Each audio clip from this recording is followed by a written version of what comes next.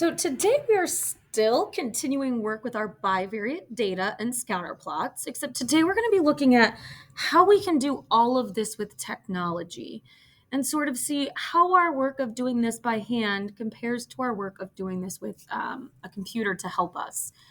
So the data that we had previously that was looking at student exam scores and basing that on how many absences they had, right? We sort of had a graph that looked like this.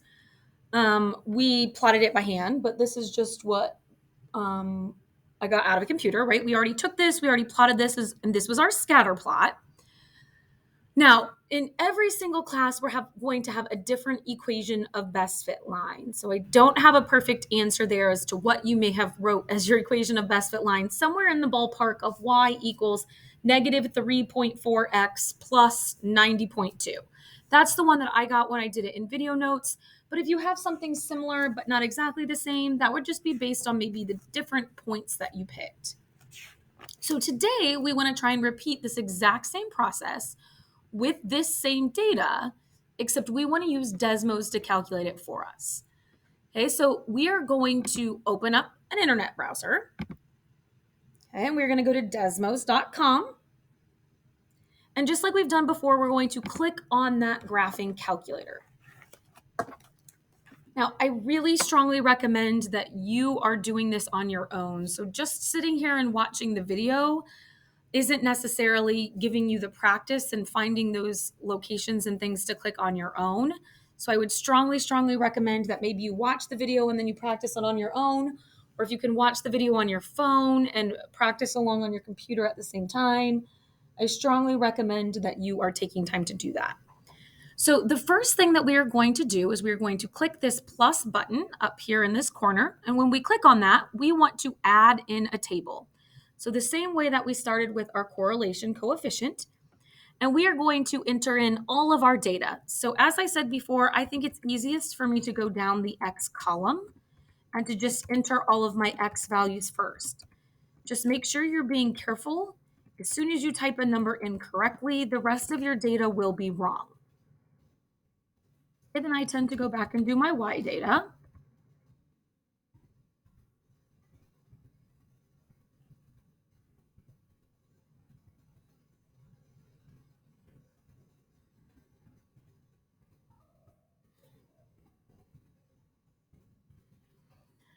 Okay, and so this is our data set. Now, I always sort of do a quick double check and I sort of compare to the table that I had, make sure that numbers are matching up where they should be. I didn't get off by a row or accidentally repeat or skip a number or anything like that. Okay, and just like we did with the correlation coefficient, right? If we zoom, we will be able to see all of our data points. Now, this is in a different window. So while it doesn't look exactly like the scatter plot that I got over here, right, it is representing the same thing. It's just in a different window, right? I have 0 to 20 in one really small distance. And over here, I have that more stretched out. Again, that's just helping us see that data maybe in a way where it's more zoomed in when we're looking at the scatter plot that we had over here in the Word document. Desmos over here, especially since I have my screen scrunched up so I can fit them both, just has it in a smaller window. Okay, then we are going to go down here just like we did with our correlation coefficient. We are going to click in this box and we are going to type in Y1 and then do our tilde mx1 plus b. And just as a reminder, when you enter that y1, you're just going to type y and then the number 1, and it will automatically make it y1 for you. Same thing with that x1. Okay, and it is going to draw a line through there. Okay, you're going to see a line appear. Now, just like we saw before, we see this R value come out. So there's our correlation coefficient, but it also spits out an M and a B. And this is telling us the equation of our best fit line. So if we were to type this in, plug that M and B value in, right? Our equation is normally Y equals MX plus B, but I'm going to replace M with the M value that it gave me, which was negative 3.1211. And I'm going to replace the B with the B value that it gave me, which is 88.8227. And your line should fall right on top of the line that it graphed. Okay, so if we're talking about what is the equation of the best fit line, it's going to be this exact equation right here. So we would take this equation, okay, and we would need to write it down over here. So we'd say y equals negative 3.1211x plus 88.8227. We can also do this to predict future grades. Okay, just like we did with other things by hand. Technology can do that as well. So if you look, right, our line here, if we sort of compare this, we had negative 3.1. Our equation that we had was negative 3.4. So that's actually pretty darn close. This has plus 88. We had plus 90. So our line that we wrote is pretty darn close to the line that we got by hand. So let's see if that same thing is true for our future predictions. So when we looked at our predictions for Andrea being absent, that was on page 33 in our notes. Again, this is going to depend on your, actually I lied, it's not on page 33. It is on page 35 in your notes. That will be right on your printout. The value that you got for Andrea's score is really going to depend on the equation that you wrote for your class as well. So that output value that you have could be completely different than the output value that I give. But if we use the equation that we originally came up with, right, we plugged 9 into that negative 3.4 plus 90.2, and we got out 59.6. You might have 50, you might be in the 60s, somewhere in that ballpark, depending on the equation your class picked. Okay, now we can get Desmos if we continue along to do the exact same thing. Okay, so what we are going to do is now that we are here and we have this new equation typed in, and we see that that line fell right on top of the black one that was there, we're going to click on this setting wheels up here in the top. And we are going to go down to that same row 3, that red line, and we are going to click on the table. And now instead of seeing this as an equation, we now see this as a table. So if we want to do a prediction for 9 days, we can just type in 9 and it will spit out an output. And the output that it gives us is 60.73. So we would say over here that this is a 60.73%. Now, that's pretty close, right? We predicted a 59.6. Desmos is giving us a 60.73. If Leanne is absent for 4 days, so again, we can just go over here and click just now in a new box. We'll just do it for 4 days. We will get 76.33. So for 4 days, it would be 76.33.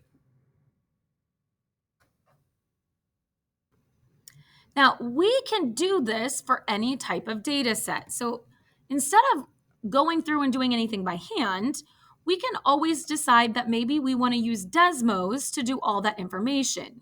Now, part of the reason why we had you do it by hand is so that you could understand what was really happening. So if we look at this information, here's a data table that gives us the average total tuition fee that includes room and board, so the cost for you to stay there, the average price of public institutions over these past years. Okay.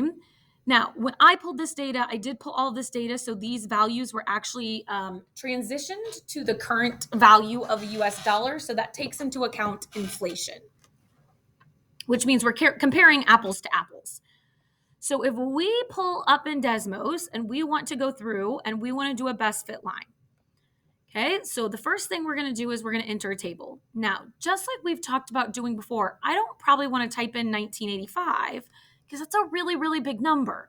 So it might be more useful to type in 0, 1, 2, right? I'm doing my years of my data sets. Now, if I count, if 1985 to 86 school year is 0, 1, 2, 3, 4, 5, 6, 7, 8, 9, 10, 11, 12, 13, 14, 15, 16, 17, 18, 19, 20. So I have 20 years of data.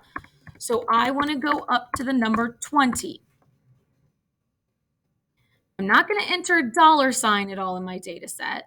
Okay, but I do want to enter the full value. So 8312, right? And I'm just going to go down the list.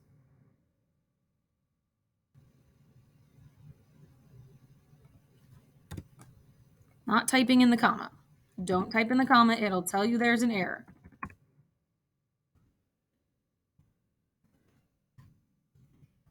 These numbers are longer. You just have to make sure you pay close attention so you don't make any mistakes.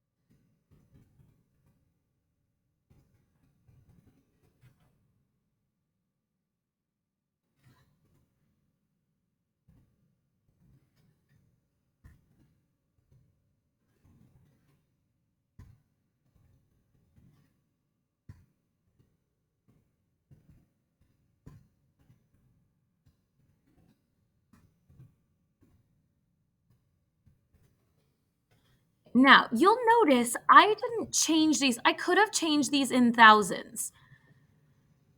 Okay, we've done that before. So when we're going to find these points are going to be way, way, way up there, which is fine. You can scan and track from them. That's the nice benefit about technology. Or you're also just as fair game saying, okay, I'm going to change this into a point because now when I do that, look, you'll notice they start showing up on my graph. So even though technology will do those really large numbers for us, it's still a good idea to understand how we made it work when we did it by hand because it makes it a lot easier to find inside the technology as well.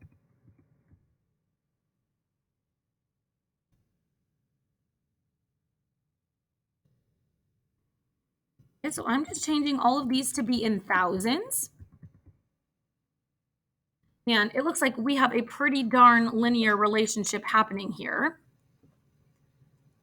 Okay, that would probably presume we should see a really strong correlation coefficient. So let's type this into C. And that's exactly what we see, 0.988. Right, so to get our equation of our best fit line, we're pulling this M and B value. So we'll say Y equals M, which we got 0.4599396X, plus our B value is 9.84028. Okay, make sure it's falling right on top. This equation right here, all of this equation right here, would be our equation of the best fit line. Now, we would have to make sure and make note that we're doing this in thousands. Okay, so for our equation, we have our equation for our correlation coefficient, right? We'd have 0.9888. If we want to do a future prediction, so if we want to do the 22-23 school year, we cannot just plug in 2022, right? We said we were counting from the year 1985. So while we are going to click that settings button and then click table, we now need to calculate what value 2022 would be. So 2018, we said was 20. So 2019 would be 21. I'm going to make sure I keep track of my list. 2020 will be 22. 2021 will be 23. So if we're talking about the school year that starts in 2022, we would be entering in 24.